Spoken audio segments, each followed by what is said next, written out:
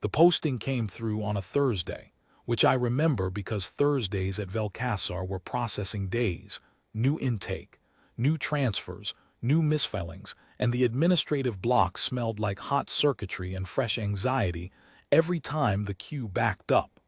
I was the third misfile of the morning. My transfer paperwork had me listed as a fifth-tier general studies candidate, which was accurate in the way that calling a demolition specialist a chemistry enthusiast is accurate.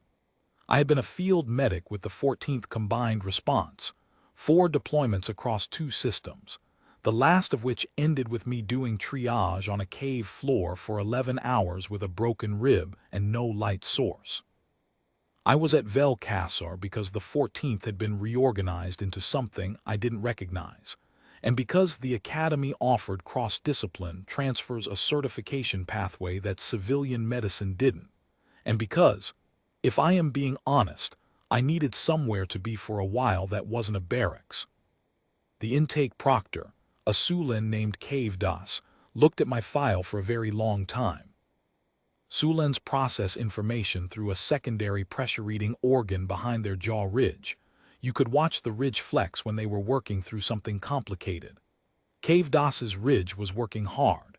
He tilted his head slightly to the left, which I would later learn was a Sulen tell for uncertainty, the organ trying to map something that didn't fit the standard categories.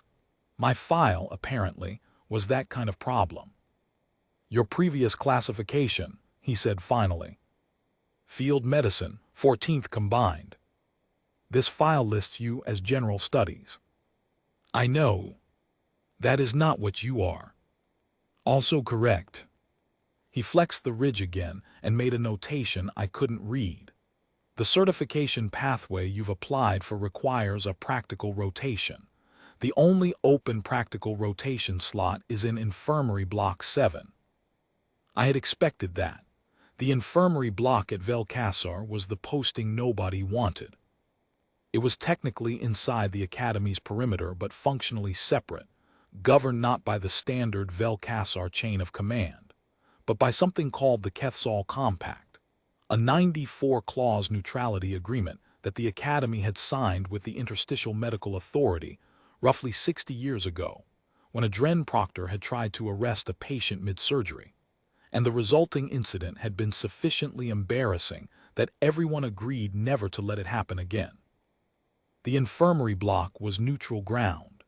Patients received treatment regardless of disciplinary status, regardless of which proctor had their name on a flag, regardless of anything except the compact's own criteria.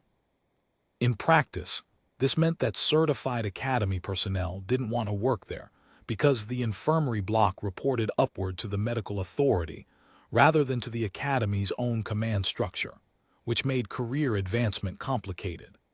In further practice, it meant that the infirmary block was chronically understaffed, and that the rotations assigned there tended to be people the intake system didn't know what else to do with. In even further practice, it meant that whoever did take the rotation had to maintain working relationships with both the medical authority and the academy's proctorial system simultaneously, which was the kind of administrative position that sounds interesting and is mostly just friction. Keth-Sall was still looking at my file. "The rotation is 6 months, he said. "I know. Most transfer candidates request reassignment." "I'm not requesting reassignment." He looked at me for a moment in the flat, slightly flattened way that Sulens look at things they can't pressure read accurately. Then he flexed the jaw ridge one more time, made the notation final and said, "You've been placed in Block 7. Rotation begins in 48 hours.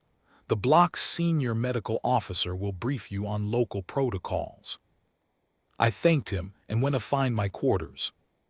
They were on the 3rd floor of the East Residential Block, a standard-issue transfer billet with a single window facing the academy's inner drill yard. The window had a narrow view of the training yard's east corner, enough to see the tail end of late evening formations if I leaned at the right angle. I didn't lean.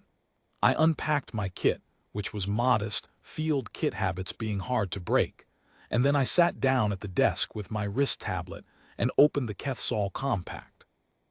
All 94 clauses, the original version and the 3 amendment annexes. I took notes in the margin annotation system I developed in the field, key clauses on one side, cross-references on the other, exceptions flagged in a separate column. It took about 4 hours. I made tea somewhere in the middle of Annex 2.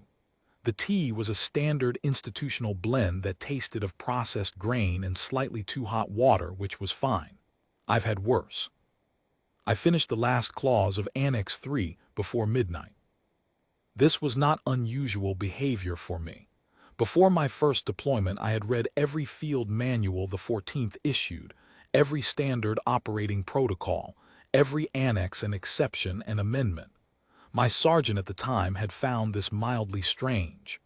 "You're not going to remember all of that," he'd said. I told him I wasn't trying to remember it. I was trying to understand the shape of the thing, so that when something went wrong I'd know which direction the rules bent and which direction they didn't. That way, when the situation was moving fast and I couldn't stop to look anything up, I'd already have the shape in my head. "That's a weird way to prepare," he'd said. It had worked, though. 11 hours on a cave floor, no light source. I'd known exactly what the protocol allowed me to improvise, what it required me to document, and what constituted a reportable deviation. None of that had made the 11 hours comfortable, but it had kept everyone alive, which was the point. The shape is what matters. The shape doesn't move. The situation moves, the light fails, the secondary access collapses, the person you're working on has a reaction you didn't anticipate, but the rules that govern what you can do sit still in the middle of all of it, solid as a load-bearing wall. And if you know exactly where the wall is before the lights go out, then the dark doesn't cost you the same time it costs everyone else. That's all it is. The dark is just the dark. The wall is still there. I thought about that a lot, those first few weeks in Block 7, about what the Keth-Sall Compact was, fundamentally, not a bureaucratic agreement between two administrative bodies, but a load-bearing wall. Someone had put it there for a reason. Someone had specified its dimensions very carefully, down to 3 annexes that most people treated as decorative, because walls that look decorative are the ones that collapse when someone leans on them expecting them not to be there. The Keth-Sall Compact was, in structural terms, a fairly elegant document. It established the infirmary block as a zone of treatment priority, meaning that no academy authority, regardless of rank, could override ongoing treatment for disciplinary, administrative, or command chain reasons. Clause 7 was the spine of the whole thing. It specified that any individual inside the infirmary block as an active patient was considered under medical authority jurisdiction until formally discharged by the attending medical officer, not by a proctor, not by a drill sergeant, not by the dean, by the attending medical officer, period. Clauses 8 through 13 enumerated the specific override conditions, the narrow cases in which Academy Command could intervene even during active treatment. These were: credible imminent threat to other patients, Clause 8, active containment breach of a pathogen rated level 4 or above, Clause 9, direct order from the medical authority's own senior board communicated through the review office with a case number, Clause 10, a parallel direct board order under the secondary adjudication framework, Clause 11, a combined board order requiring dual authorization, Clause 12, and post-mortem examination under interstitial authority warrant, Clause 13. None of them said because a proctor wants to. None of them said because the scheduling is inconvenient. They were written with the specific, deliberate narrowness of people who had been through what happens when the exceptions are broad. Clause 41 was the one I flagged twice. It specified that any attempt to compel an attending medical officer to release a patient before formal discharge, without valid compact grounds, constituted an interference event, which triggered automatic referral to the compact review office and suspended the attempting party's access to infirmary block pending review. In other words, If you tried to force the attending officer's hand and you didn't have a valid compact clause to back it up, you lost your block access while the paperwork sorted itself out. The suspension was automatic, not discretionary, not subject to override, automatic. I noted that. It was the kind of clause that people forgot existed until the moment it mattered. I filed it at the front of the annotation column, where I could find it without thinking. Then I went to sleep. My first 3 weeks at Block 7 were quiet in the way that medical facilities are always quiet when nothing is on fire, which is to say that they were not actually quiet at all, but the noise was the organized, purposeful kind that reads as calm if you're used to working inside it. The block's senior medical officer was a Vethani named Keth-Sall, tall and narrow-shouldered, with the secondary eye cluster that most Vethanis kept folded most of the time except during detailed observation. Vethanis were, as a species, not given to unnecessary expression. Their emotional register lived almost entirely in that secondary cluster, which opened when they were paying attention and closed when they'd seen enough. Keth-Sall's cluster was usually about a third open during routine operations and fully extended only when something required precise assessment. She had been running Block 7 for 11 years. She had the particular economy of motion that comes from knowing a space well enough that you stop thinking about the space and start thinking only about the work. The intake bay, the corridor, the ward, she moved through all of them with the same unhurried precision, never a step wasted, never a gesture that wasn't carrying something functional. She assessed me on my first morning the way I've been assessed by every competent senior officer I've worked with. Briefly, through practical demonstration rather than interview, by giving me something to do and then watching how I did it. What she gave me to do was a venous access procedure on a Sulen cadet whose access sites were severely compromised by a training yard injury and who was not cooperative about the process. The Sulen's pressure reading organ was in full defensive display, which made the ridge extremely hard to work around, and the cadet kept trying to pull his arm back.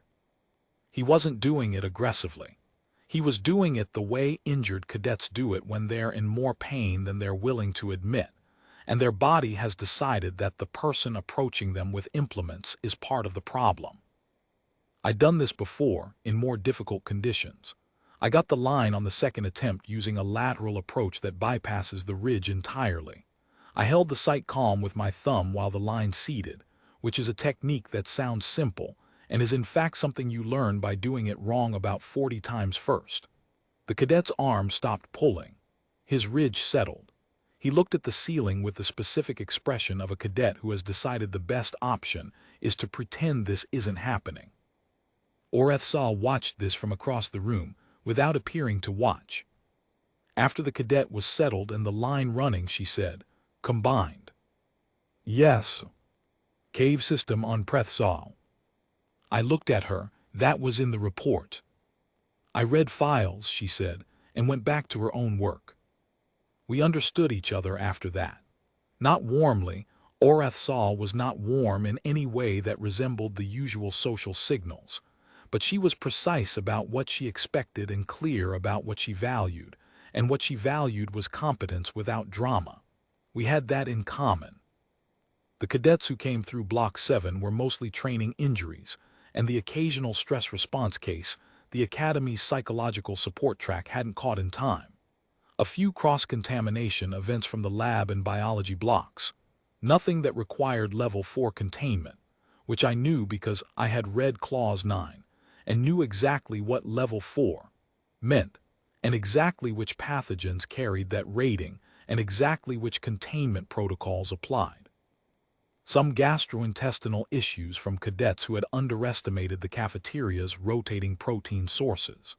One case of what turned out to be a previously undocumented sensitivity reaction in a first-tier DREN cadet to a specific compound in the standard antiseptic protocol, which required some improvisation on Keth-Sall's part, and which I watched carefully because the improvisation was elegant. Standard throughput, real work done well, in a space that functioned because two people in it knew exactly what the space was for. What I noticed, as the weeks settled into a rhythm, was the corridor. Block 7's main corridor ran between the intake bay and the treatment ward, and it connected through a sealed intersection to the Academy's East Administrative Wing. The intersection had a pressure door that was keyed to both compact authorization and standard Academy clearance, meaning that compact-authorized personnel could move freely through it from either direction. But Academy command chain personnel needed a compact pass to come through from the administrative side. Most of them had the pass. Procurement had issued passes to every senior proctor rank and above as a matter of administrative convenience, which was the kind of decision that makes sense in a meeting and creates friction in practice. The pass gave them access to the corridor.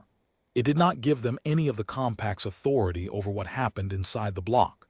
People consistently failed to understand this distinction, possibly because nobody had ever made it cost them anything. I began to understand in my 4th week that the corridor had a specific history.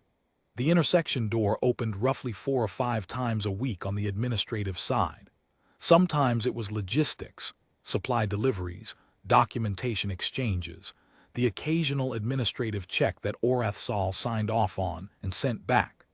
But sometimes it opened, and the person who came through stood in the corridor for a few minutes and looked at the ward door and then left. Keth-Sall didn't explain this. She didn't need to. I had been in enough contested spaces to recognize a space that was being watched from outside. I began to understand it completely on a Tuesday in my 4th week, when Proctor Vel-Kassar walked through the intersection door. I knew who Vel-Kassar was before I saw him, because Keth-Sall had mentioned his name once in a tone of voice that I associated, from long experience, with the kind of professional relationship that has been managed carefully for years without ever becoming easy. Managed, not resolved. There's a difference. Dren are distinguishable from most of Vel-Kassar's other faculty species by their size. They are wide, dense creatures, built low to the ground, with 4 primary limbs and a set of secondary manipulators that fold against the thorax.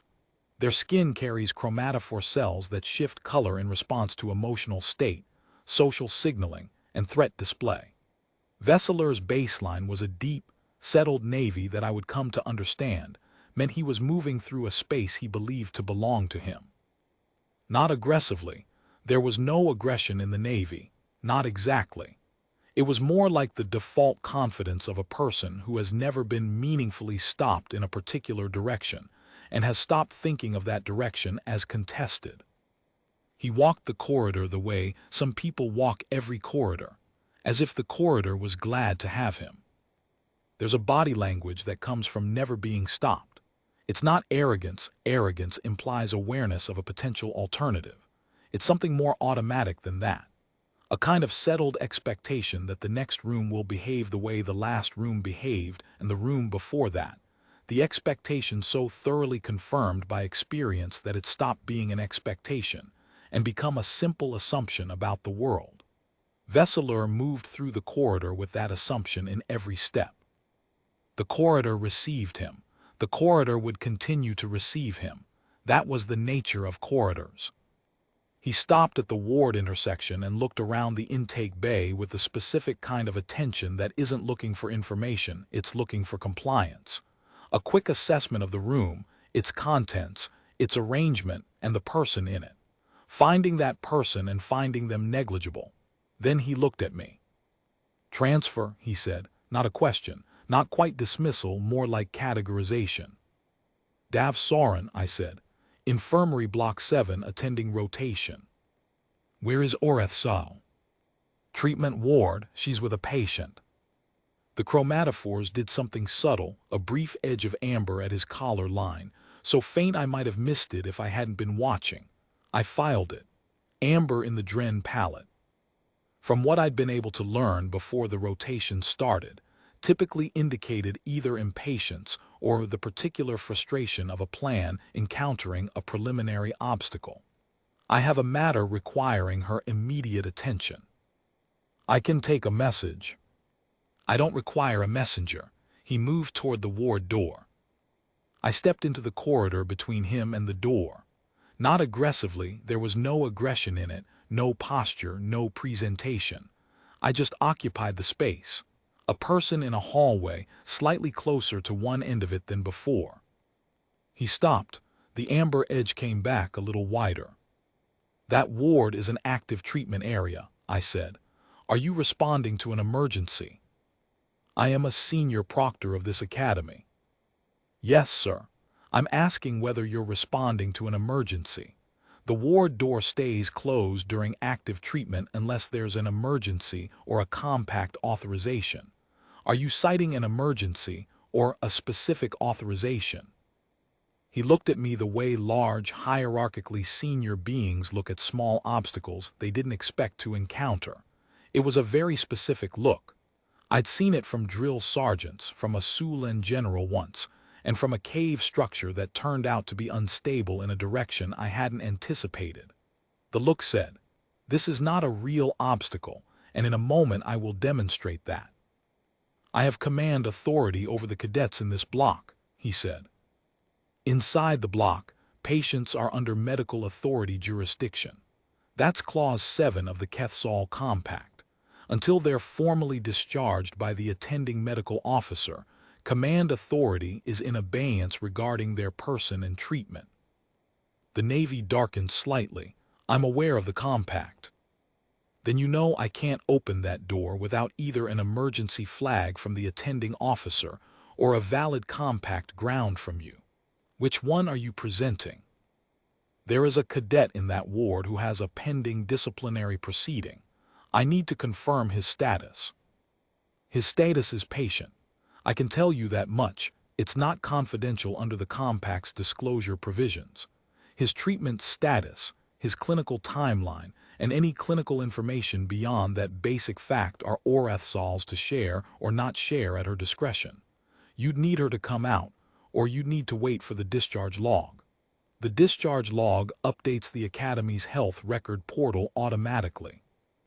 I have a proceeding with a scheduling deadline." "Yes, sir. I understand that's a real constraint. I'm not the right person to waive it. Keth-Sall might be able to give you a discharge estimate if you want me to pass a message. That falls within my communication role. Letting you into the ward is not within my role, without the grounds I mentioned." The amber had spread now across his shoulder plates. There was a quality to his stillness that I had learned in the field to take seriously. The stillness of someone reassessing which tool they're going to use next, not retreating, selecting. "You're a transfer candidate," he said. "Yes, sir. 5th tier general studies." "That's what the intake paperwork says." "Do you understand what a senior proctor standing means in this academy?" I thought about that for a moment in the honest way, not the performative way. He wasn't asking rhetorically, or rather he was, but behind the rhetorical version there was an actual question about whether I understood the social weight of what I was doing. I did understand it. I'd been in enough hierarchical systems to know that standing matters, that rank is real, that the person who enforces a rule against someone senior to them takes on a cost even when the rule is correct. "I understand that it's significant," I said. "I also understand that the compact establishes this block as a separate jurisdiction from the Academy's standard command chain, which means that inside this block, your standing is as a visitor with a corridor pass, the same as anyone else with that clearance level. That's not a judgment on your authority in the rest of the Academy. It's a structural fact about this block specifically." The amber was now solid across his upper thorax. There was also something starting at the edges of his primary manipulators, a pale, rapid oscillation that I didn't have a reference for yet, but that read instinctively the way certain pre-event silences read in the field. Not threat, exactly. Pressure. "I would like to speak with Keth-Sall," he said, "directly." "I'll pass that along. She'll come out when her patient is stable." He waited. I did not fill the waiting with anything. We stood in the corridor while the treatment equipment ran its calibration cycle somewhere behind the ward door, which it did every 40 minutes like a clock you couldn't hear, until you'd been in the block long enough to stop noticing, and then started noticing again. Keth-Sall emerged from the ward 14 minutes later. She came out the way she always moved, precisely, without hurry, folding a piece of documentation under one arm and closing the ward door behind her with the specific click of a person who is very particular about ward doors being closed.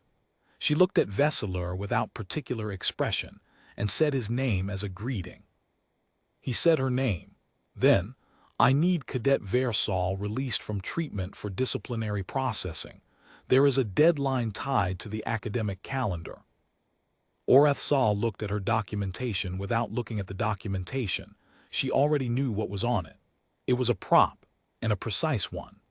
Cadet Vel-Kassar presented with a grade 3 thermal impact to his primary integument and associated secondary neurological effects consistent with exposure duration. He's in active treatment under continuous monitoring protocol. I estimate 6 more hours before I'll consider discharge. 6 hours puts me past the preceding deadline. I'm aware that's a problem for you. The pause that followed had a texture to it. I stayed where I was, slightly to one side of the corridor, not in anyone's direct line, watching the chromatophores. "The proceeding is time-sensitive," Vel-Kassar said. "A thermal impact of the grade you're describing is painful but not life-threatening under standard recovery projections.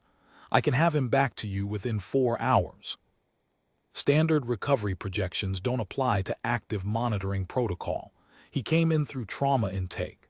The compact doesn't distinguish by injury severity in this context. It distinguishes by treatment status. He's under active treatment." Keth-Sall's voice was very even. She had the tone of someone reading from something that exists, not arguing. "I can note for the record that you've raised the scheduling concern. I'm not asking you to note it. I'm asking you to discharge him." "I know what you're asking. My answer is no." Vel-Kassar looked at her. Then he looked at me. The oscillation at his manipulators had stopped, which I noted because stopping sometimes means resolution and sometimes means decision. In the field, that difference usually becomes clear in about 4 seconds. "This institution has command authority over its cadets," he said. "That authority does not end at the infirmary door." Keth-Sall said, "Clause 7. I'm familiar with Clause 7. "Then we've had this conversation," she said, and turned to go back to the ward. He said, "I'm issuing a command override." She stopped. She didn't turn around immediately. When she did, something had shifted in her expression, not surprise exactly. The Vethani face doesn't do surprise in any human legible way, but the particular settled quality of someone who has been patient for a long time, and has just been informed that the patience is about to be tested in a specific, documented way. "On what grounds?" she said. Vel-Kassar stood to his full height. The navy was very dark now, and the amber had resolved into something more orange at the collar. "Command authority supersedes the compact when academy operational requirements are directly impeded by treatment scheduling. I am citing operational requirement." I looked at Keth-Sall, she looked at me. Then she went back into the ward and closed the door. I understood what had happened. She wasn't conceding. She was removing herself from a position where she'd have to argue the clause, because arguing the clause wasn't her role in this moment. Her role was the patient. That left the corridor and everything in it to me. Vel-Kassar moved toward the ward door. I stepped back into the corridor. "Sir," I said. He stopped. The orange was now primary across his upper thorax. "Step aside. I need to flag something before you go in. Clause 41. "I know Clause 41. "Then you know that an unverified compact override attempt, one that isn't backed by a valid enumerated ground from Clauses 8 through 13, constitutes an interference event. The override you cited. Operational requirement isn't one of the enumerated grounds. I've read all 6. Operational requirement isn't among them." He was very still. I'm not saying that to be difficult, I said. I'm saying it because if you go through that door on a non-enumerated ground, I'm required to file the interference event report with the compact review office, and the filing automatically suspends your block access pending review. That's not my choice, it's the clause's mechanism. I don't have discretion on whether to file. The filing is triggered by the entry. If you enter without a valid ground, the filing happens. You are a fifth-tier transfer candidate. Yes, sir. The compact doesn't attach the filing obligation to rank or status. It attaches it to attending rotation certification. I have attending rotation certification.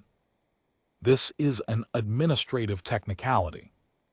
In the field, the answer to this is an administrative technicality was usually yes, and it's keeping someone alive, so. Out here, the answer needed to be a little more diplomatic. I thought about how to be accurate without being confrontational, which is a problem that field medicine gives you a lot of practice with.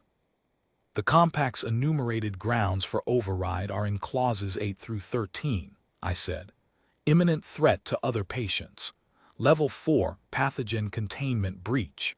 Direct medical authority board order through the review office with a case number, and 3 variations on that board order channel. Would any of those apply to your situation? He said nothing. If one of them applies, I'll open the door myself. I'm not trying to prevent a legitimate override. I'm trying to prevent one that triggers an automatic filing that creates problems for everyone. If there's a valid ground, tell me the clause and I'll note it in the log and open the door. The corridor was very quiet. Down at the end, the calibration cycle ran. Vel-Kassar said, Clause 12. I had Clause 12 memorized, but I pulled up my wrist tablet anyway. Partly to be precise, partly because it's harder to argue with a person who is holding the actual text and can show you the specific sentence. Clause 12 is direct board order from the medical authority's senior board, communicated through the compact review office with a documented case number. The board order has to be on file with the review office before it's valid as a compact ground. Do you have a case number? He did not. Clause 8. Is there an imminent threat to another patient currently in the block? Silence. Clause 9. Active Level 4 pathogen containment issue. Silence. Clauses 10 and 11 are both in the board order family, same documentation requirement as 12. Clause 13 is post-mortem examination under interstitial authority warrant. I let that one sit for a moment because its inapplicability was self-evident. That exhausts the enumerated list, sir. If you proceed without a valid ground, I file. He looked at me. The orange had become something more complex, not exactly receding but layered now, with something underneath it that I didn't have a reference for. Not the manipulator oscillation. Something slower. Something that read across the distance of 2 very different physiologies as a person doing arithmetic. You read the compact, he said. Before my first shift, yes. The whole document, including the annexes. All 3 annexes. Yes, sir. Another silence. I had learned in the field that silences after that kind of exchange went one of 2 directions, toward reassessment or toward doubling down. Doubling down in this case would have required him to walk through the ward door without a valid compact ground, which would have triggered the interference event filing, which would have locked him out of the block and put a compact interference notation on his faculty record, and triggered a review office investigation. All of that was automatic. None of it required my discretion or my judgment. It was already written in the clause. He knew that now. He'd probably known it before in the abstract, but knowing a thing in the abstract and knowing it in the specific are different things. And what had changed was that he now knew I had read Clause 41 and every clause around it, and every annotation in every annex, and that I was going to hold the line exactly where the line was. He said, I will be filing a formal objection regarding the compact's operational interference provisions. Yes, sir. You can file that directly with the review office. The form is accessible through the medical authority portal. The case reference for this interaction will be in the corridor log if you need to attach it. He looked at me for one more moment. Then he turned and walked back down the corridor toward the intersection door. I watched the door close behind him. I stood in the corridor for a moment and breathed. In the field, the adrenaline has somewhere to go. There's usually something immediately afterward that needs doing. Out here, it had nowhere useful to go, and it drained out through the usual channels. A slight tightening of the hands, a very deliberate exhale, 40 seconds of being aware of my own heartbeat before it settled back to normal. I was getting better at this part. I used to need longer. I went to find a chair and wrote up the incident log, not an interference event filing, because he hadn't gone through the door, which meant the automatic trigger hadn't activated. What I wrote was a corridor interaction report, which the compact required attending rotation personnel to file whenever a non-compact authorized party attempted to exercise command authority inside the block. The form was 3 pages. It had specific sections for the identity of the party, the grounds they cited or attempted to cite, the response given, the specific compact clauses invoked on both sides, and the outcome. I filled it out carefully, cited the relevant clauses, used precise language, submitted it to the review office the same afternoon. Keth-Sall came out of the ward 2 hours later. She looked at the incident log entry I'd left on the intake bay console, read it in its entirety without expression, and said nothing for a while. Then she said, "You read the annexes." "I read everything." She looked at me with her secondary eye cluster partially unfolded, the observation configuration. Most rotation personnel receive the summary. The summary. 8 pages, I prepare it. Main clauses, general framework, no annexes. Most candidates find the full document excessive. I didn't know there was a summary. She held the documentation she was carrying at a slightly different angle. It was a small gesture, and I was probably reading too much into it, but it looked like the adjustment a person makes when something they expected to say has become less applicable than they thought. "I see. Annex 1, Section 3, I said. "That's the one that covers the Academy's parallel frameworks, the welfare monitoring provision he'd try." She was quiet for a moment. "You anticipated the welfare monitoring approach. It's the obvious route if direct command override doesn't work. The Academy's welfare provisions are real, they just conflict with the compact, and the compact addresses conflicts explicitly. Someone put it in Annex 1 deliberately." "The medical authorities negotiators," she said. "The proctorial system proposed the welfare carve-out in the original negotiations.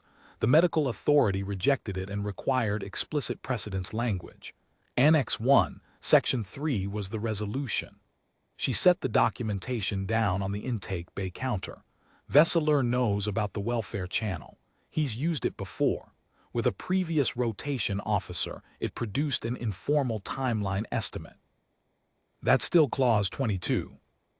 "Yes, but the rotation officer didn't know that." I thought about the corridor, about the 11 years she'd been running Block 7, about the specific work of holding a rule-bound space when the rules aren't well known, and the pressure comes from someone with more institutional weight than you. "He'll file the objection," I said. "He will. The review office will close it. The operational requirement override doesn't exist. It was proposed in the original negotiations and rejected before the document was finalized. There's a record of the rejection in the compact's legislative history, which is attached to the medical authority's archive copy." She paused. "He's filed before. Different grounds each time. The review office has a consistent record." "How many times?" 4 formal objections in 11 years, all closed against him." I looked at the intersection door. "He'll try something else before the objection closes." "Yes," she said, "he usually does." The formal objection arrived in the block's administrative channel the next morning, case number and all. which meant Vel-Kassar had filed it within hours of leaving. I read it. It was well constructed.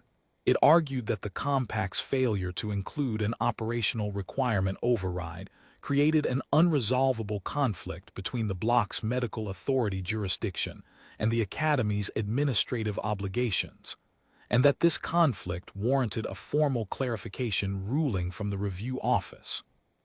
It cited 3 prior review office decisions, all of them on tangential points that didn't directly address operational requirement, but which established that the office recognized the Academy's legitimate administrative interests. I forwarded it to Keth-Sall with a note that said, "He hired someone to write this one." She replied, "He always does for the formal submissions." Vel-Kassar came back on the following Thursday. He came through the intersection door at the start of the morning block, while I was running intake on a first-tier Sulen cadet with a minor tissue abrasion from the training yard. The Sulen was cooperative and young, and very clearly trying not to show that the abrasion hurt more than it should, which is a thing first-tier cadets do regardless of species. I heard the door and looked up. Vel-Kassar had brought documentation. He set it on the intake bay counter, a physical document formatted on medical authority letterhead. I finished the intake procedure on the Sulen cadet, got him settled, checked the line, made a note in the log, and then picked up the document and read it. It was a request for treatment schedule disclosure, framed as an administrative necessity under the Academy's cadet welfare monitoring provisions. The argument was that Vel-Kassar, as the cadet's proctorial supervisor, had a documented welfare oversight role, and that welfare oversight included the right to know the treatment timeline for any cadet under his supervision. It cited 3 specific Academy regulations by number.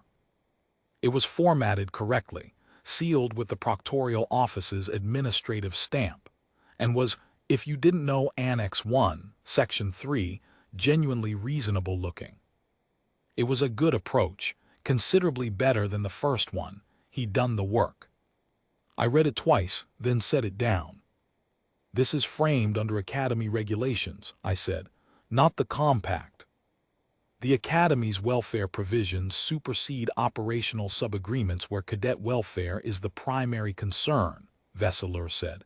"The Navy was present, no amber. He had prepared. I'm not requesting clinical information. I'm requesting timeline information only."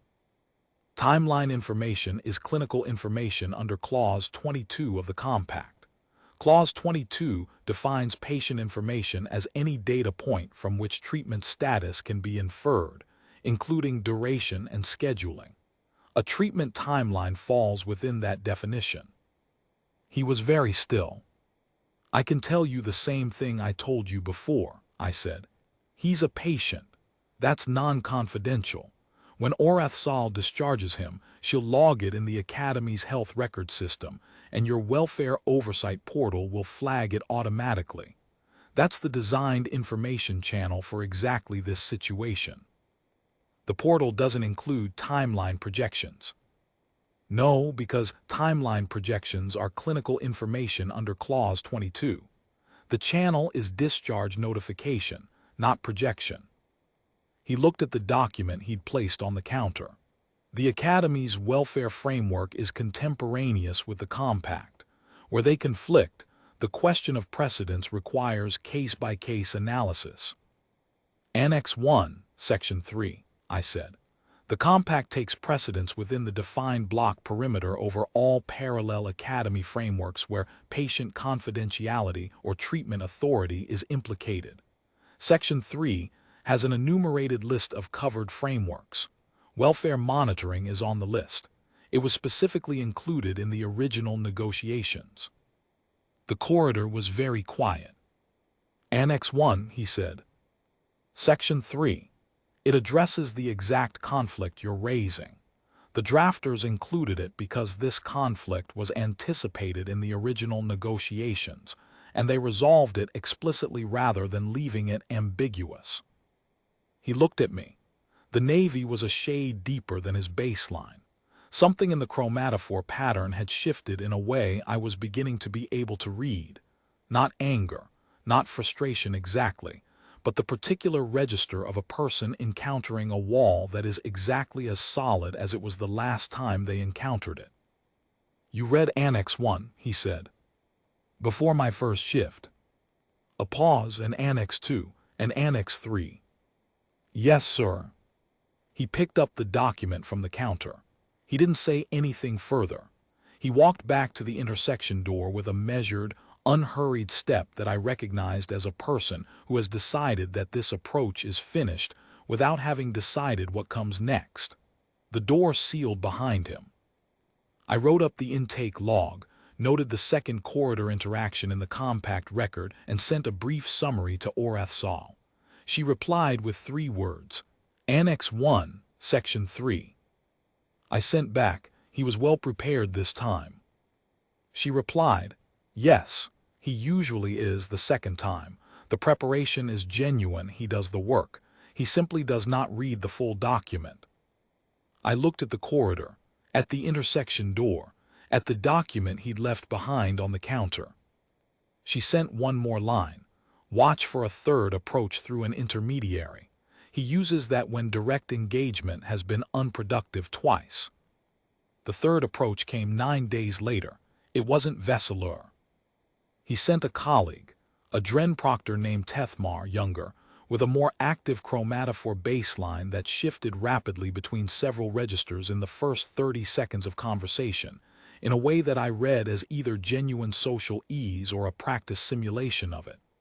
Keth-Sall had a different document, a different angle, and a completely different tone. He was friendly about it. He stood at the intake bay counter with an open, relaxed posture, and explained that he was there as a courtesy call, that Proctor Vel-Kassar had asked him to convey the Proctor's deep respect for the compact's principles and his genuine desire to find a mutually agreeable pathway forward that addressed everyone's operational constraints. I listened to all of this. Then I said, "What's the specific request?" Keth-Sall said that Proctor Vel-Kassar was wondering whether the block's attending rotation officer might be willing to provide, on a voluntary and informal basis, an estimated discharge range. Not a clinical timeline, not a specific projection, just a general range, so that the disciplinary proceeding could be scheduled with appropriate margin for the cadet's recovery. It was actually the most reasonable version of the request I'd heard. The framing was careful. The word informal was doing a lot of work, and it was the right word to use. It acknowledged that a formal channel wasn't available without conceding that the formal channel was unavailable for good reason. I thought about it for a moment, not performing consideration, actually running the question through the relevant clauses to make sure I wasn't about to refuse something I could legitimately provide. "On a voluntary and informal basis," I said. "Yes," Keth-Sall said. His chromatophores were in what I had come to read as an open, receptive configuration. "Entirely at your discretion. Nothing formal, just a general sense of the timeline so the scheduling can be sensible. The problem is that informal disclosures of patient information are still disclosures of patient information. Clause 22 doesn't distinguish between formal and informal channels. It covers the information regardless of how it moves. If I give you an informal range, and that range is used to schedule a proceeding and Cadet Vel-Kassar or his representatives later questions whether his treatment timeline was shared without authorization, the informality of the channel doesn't protect either of us from the question. The information was disclosed. The channel's formality is irrelevant to the compact's definition." Keth-Sall's chromatophores did something complicated. The open configuration shifted into something more layered. "I understand that sounds overly cautious," I said, "but I'm not willing to create ambiguity in the record, even with the best intentions on both sides. If I give you an informal estimate today and it becomes relevant later, someone will ask why I made an informal disclosure of clinical information, and the answer will be that Clause 22 doesn't have an exception for informality. I'd rather the record be clean. The proceeding scheduling window is genuinely constrained, Keth-Sall said. I understand that. The proceeding can be scheduled with an open timeline and rescheduled when Keth-Sall issues the discharge. That's not unusual. Academic proceedings get rescheduled for treatment reasons regularly. The discharge notification through the health portal happens automatically, so the scheduling update can be triggered without any additional contact with the block. He was quiet for a moment. The chromatophores settled. He's not going to be happy. I know. I'm sorry I don't have a better answer. Keth-Sall looked at me with something that felt like genuine curiosity, not the operational curiosity of someone assessing an obstacle, but the more disinterested kind. You really read the whole document? The compact, yes. Including the annexes. There are 3 of them. He made a short sound that I interpreted as something between disbelief and a specific kind of reluctant respect that takes a moment to process before it arrives. Then he nodded, the same Dren acknowledgement gesture I'd seen from Vel-Kassar, which I was starting to think meant something closer to I'm updating my understanding of the situation than any simpler translation, and said, I'll let him know. He left the document on the counter. He went back through the intersection door. I wrote up the corridor record, noted the use of an intermediary, flagged the relevant compact provisions that applied to third-party information requests, and submitted it to the review office as a supplementary filing to the existing case. The filing was routine, 3 paragraphs, the relevant clauses, a factual account of the exchange. I'd gotten efficient at the paperwork. It had its own rhythm by now. Observe the interaction, identify the compact provisions implicated, document with precise language, submit before the shift ended. Keth-Sall had the original corridor log. The review office got the supplementary. The block's physical record got a hard copy. Clean trail, clearly attributed, fully cited. There's something satisfying about paperwork that does its job. Not glamorous. Nothing about a corridor interaction report is glamorous. But a correctly filed document is a thing that exists in the record with your name on it and the clause numbers that back it up. And if someone later tries to characterize the situation differently, the document is there with the correct characterization, and you can point to it without argument. Field medicine teaches you to love the accurate contemporaneous record. Every event you don't document becomes something you'll have to reconstruct later from memory. And memory is less reliable than documentation in proportion to how much time has passed and how much you'd prefer the event had gone differently. I sent a summary to Keth-Sall. Her reply came back faster than usual. He sent Keth-Sall. Third approach through an intermediary means he's exhausted his direct angles. I replied, the informal channel pitch was well constructed. She replied, he has 11 years of practice. What he has not had in 11 years is a rotation officer who read Annex 1, Section 3 before their first shift. Cadet Vel-Kassar was discharged on a Friday, 8 days after he'd come in, which was 3 days after Keth-Sall's visit. The discharge was Keth-Sall's call, made on her timeline, based entirely on Vel-Kassar's clinical status. She logged it at 14 minutes past the morning hour. The Academy's health record portal updated within seconds. I assume Vel-Kassar's welfare dashboard flagged it in the same window. I was at the intake console running end-of-week documentation when Keth-Sall came out of the ward. She stood in the corridor for a moment, looking at the intersection door. The block was quiet. We'd had a light week after Vel-Kassar, 2 minor intake events, both resolved without complication. He'll have his proceeding, she said. Yes. He'll also have a formal objection with the review office that will close against him, because the grounds he cited don't exist in the compact. Yes. She was quiet for a moment.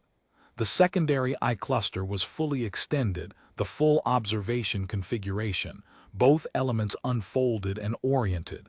She was paying very careful attention to something. I waited. The previous rotation personnel, she said. The three before you. They all found reasons to accommodate him at some point. Not full early discharge, usually, but treatment timeline information, informal estimates, general guidance on expected treatment duration. Things that fell inside the ambiguous edge of the compact's language, at least as far as they knew. Did they know Clause 22? They knew the summary version. Clause 22 in the summary reads, patient clinical information is protected under medical authority confidentiality standards. The full clause specifies what counts as clinical information. The summary version leaves that ambiguous. She paused. I wrote the summary. I've been writing it for 11 years. I thought about that. About the summary and its 8 pages and the choice to leave Annex 1 unincluded. About whether that choice had been made because the annexes were excessive or because 11 years of watching rotating personnel get pressured had produced a different calculation. You knew the compact, I said. I've known the compact for 11 years. But the compact requires the attending rotation officer to hold the corridor. You can't be the attending medical officer and the attending rotation officer simultaneously during an active treatment. That's the whole design. The rotation officer is supposed to be the one at the door.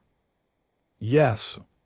So if the rotation officers only had the summary, then when the pressure came from the corridor, they accommodated, she said, because they didn't know what they had.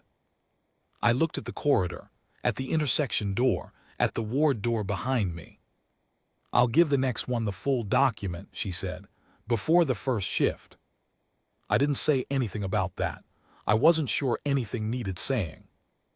The review office decision came in 3 days after Vel-Kassar's discharge. 4 paragraphs. The first established the procedural record. The second reviewed Vel-Kassar's cited grounds. The third noted that operational requirement was not among the compact's enumerated override provisions, that the welfare monitoring channel was explicitly superseded by Annex 1 Section 3, and that the third-party informal disclosure request fell within Clause 22's definition, regardless of framing.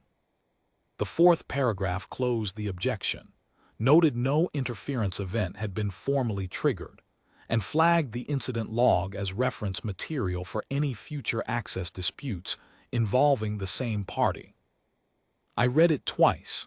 Then I printed a copy and filed it in the block's physical record, which Keth-Sall kept in a cabinet behind the intake counter, and which was, according to the compact's own record-keeping requirements, the canonical version.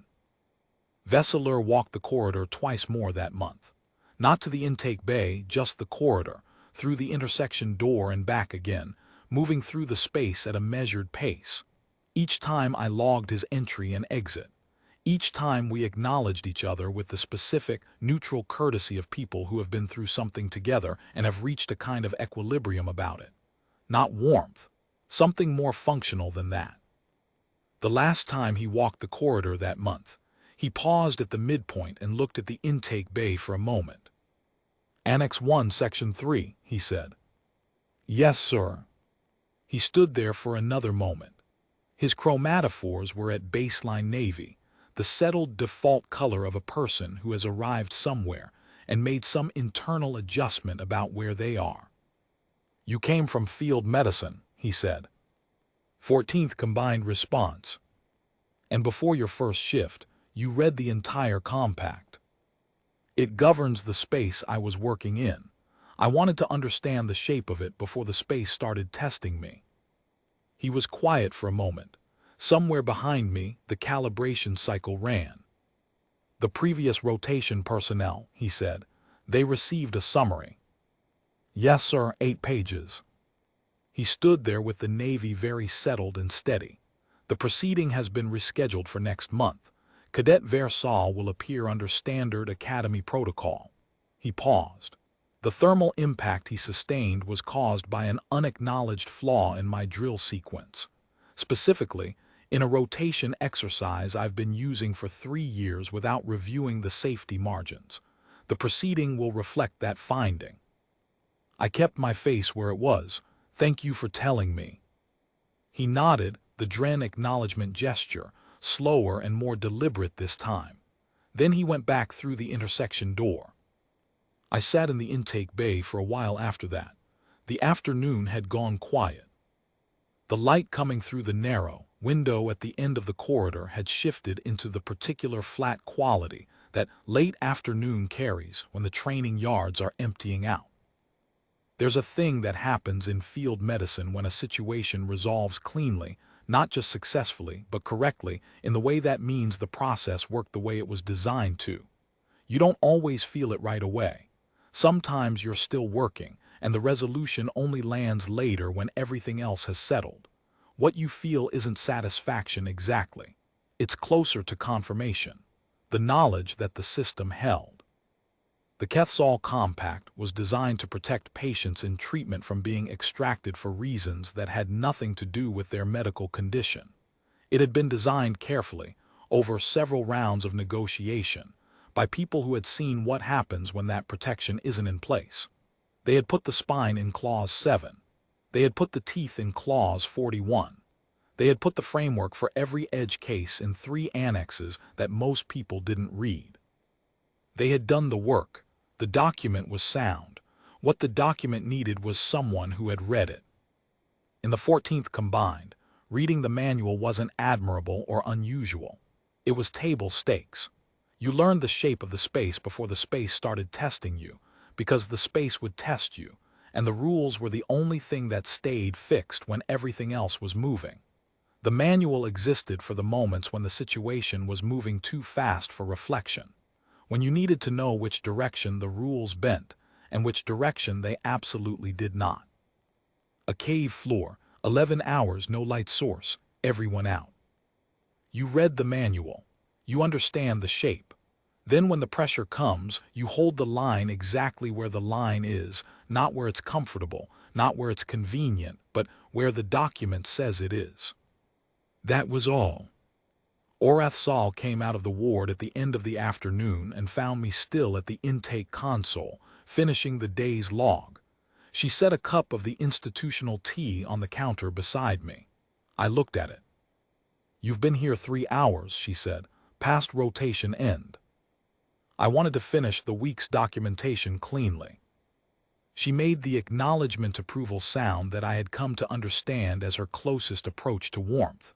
She looked at the corridor, the way she'd been looking at it for 11 years, knowing exactly what it was, what it cost, what it was for. "Next rotation officer," I said, "full document." "Full document," she said. "Including all 3 annexes." "Including all 3 annexes." I finished the log entry and closed the console. Outside the narrow window, the drill yard was empty. The light was the last of the afternoon, going flat and gray at the edges. Somewhere in the east residential block, the first shift dinner chime would be running. 4 more months of rotation. Then the certification pathway, then whatever came next. Other blocks, other spaces, other rules governing other rooms. I'd read those too. Before the first shift, same 4-hour stretch, same margin annotation system, T somewhere in the middle of the second annex. Not a gift. Not a skill anyone had taught me, just the habit of a person who'd learned the hard way that the rules are exactly as solid as the people who know them. Hold the shape. That's the whole job.